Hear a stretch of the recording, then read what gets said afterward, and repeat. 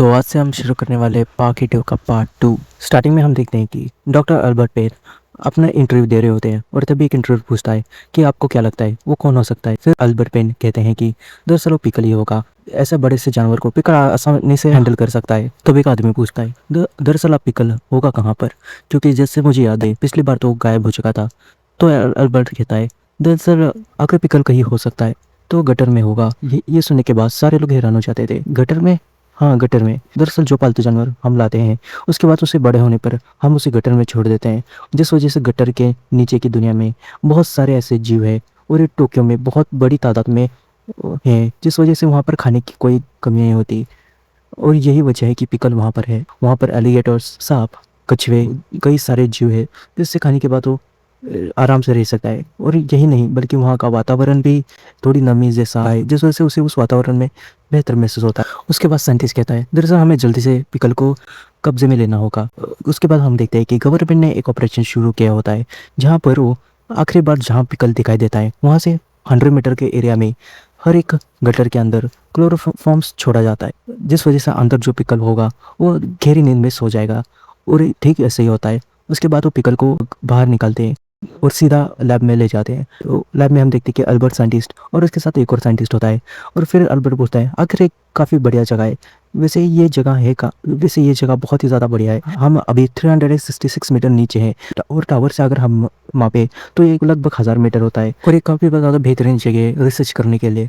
उसके बाद हम देखते हैं कि शोगुन और मियामोटो मुसाशी वहाँ पर आ जाते हैं। उसके बाद मियामोटो मुसाशी कहता है तो ये है वो पिकल। उसके बाद वो टकरा बुड्ढा कहता है हाँ यही पिकल है। तो देखा जाए तो ये दुनिया के सबसे ताकतवर इंसानों में से एक आता है। उसके बाद मियामोटो मुसाशी उस पर एक झापड़ लगाते हुए सीधा उसके मुंह पर, लेकिन फिर भी वो उड़ता नहीं। उसके बाद मियामोटो मुसाशी और एक बार उसके मुंह पर झापड़ लगा देते, लेकिन फिर भी वो नहीं उड़ता।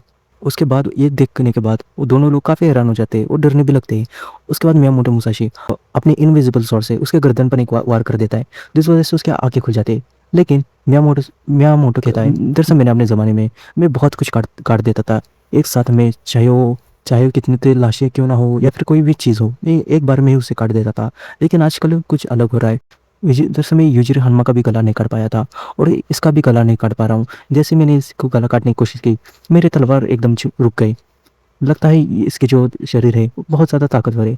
फिर हम देखते हैं कि वो पिकल उड़ जाता है और उसे देखता है और उस पर हमला कर देता है। उसके बाद मियामोटो उस पर कई सारे अटैक करता है और ये सारे कट्स उसके बॉडी पर लग जाते हैं। उसके बाद पिकलो को वो सब कुछ सारा फील होने लगता है। फिर पिकलो एक और वार करता है और फिर और एक बार मियामोटो उस पर और कर्स लगा देते हैं। उसके बाद पिकोलो को और भी ज़्यादा दर्द होने लगता है। फिर पिकोलो को याद आता है उस ज़माने में एक और जानवर था जो पिकोलो को हमेशा परेशान करता था। दरअसल छोटा सा डायनासोर था, लेकिन उसके जो पंजे थे वो बहुत ही ज़्यादा नुकीले होते थे, जिस वजह से वो हमेशा उसे खरोच मारता था, उसका खून निकाल देता था।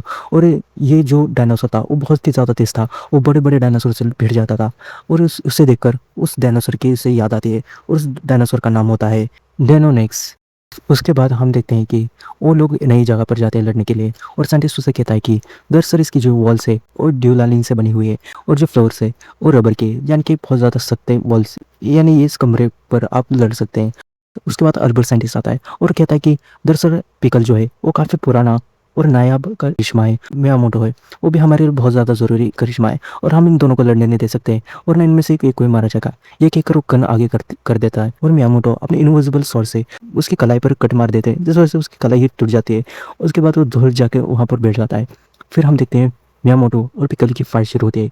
पिकल को बस दिमाग में एक ही बात चल रही होती है, उस डायनासोर ने उसे बहुत ज़्यादा सताया था और अब बारी थी बदला लेने की। ये कहकर वो उस पर अटैक कर देता है और मियामोटो भी बहुत सारे कट्स मारने लगता है। उसके बाद हम देखिए कि पिकल के बॉडी पर कोई भी कट नहीं होता है और ना ही कोई खून आ रहा होता है। ये देखकर मुसाशी भी काफ़ी ज़्यादा हैरान हो जाते हैं, क्योंकि इस जैसा उसे कोई भी नहीं मिला था। इतनी ज़्यादा ताकतवर चमड़ी आखिर किसकी हो सकती है? ये वही सोच रहा था कि इतने समय से किससे लड़ रहा होता है। फिर पिकलो अटैक कर देता है, उसे पकड़कर जब वॉल पर ढकेल देता है। उसके बाद वो दोनों एक दूसरे के पंजे पकड़ लेते हैं और अपनी ताकत से एक दूसरे को दबाने लगते हैं। और ये देखकर बाकी सब लोग हैरान हो जाते हैं, क्योंकि पिकोलो ने आज तक से जितने भी जानवरों से लड़ाई की थी उनके पास कोई भी पंजा नहीं था, लेकिन ये पहला आदमी था जो पंजे से उसे पकड़ रहा था। मियामोटो भी अपनी पूरी कोशिश से जोर लगा रहे होते हैं। उसके बाद मियामोटो जमीन पर अपने पैर रखकर खुद को पुश करते हैं और अपने सर सीधा जाकर उसके सर से टकरा देते हैं, जिस वजह से उस पिकोलो के सर पर चोट लगती है और पिकोलो नीचे गिर जाता है। और मियामोटो वहाँ पर खड़े रहते हैं और बाद में साइंटिस्ट देखते हैं कि वॉल में जो है वो डिग पड़ चुका था। और ये जो वॉल थी वो कुछ साधारण वॉल नहीं थी, बहुत ज़्यादा स्ट्रॉन्ग थी। लेकिन ये देखने के बाद वो भी हैरान हो जाते हैं। और फिर साइंटिस्ट कहता है अगर इसकी जगह कोई नॉर्मल आदमी होता तो कब का मर चुका होता।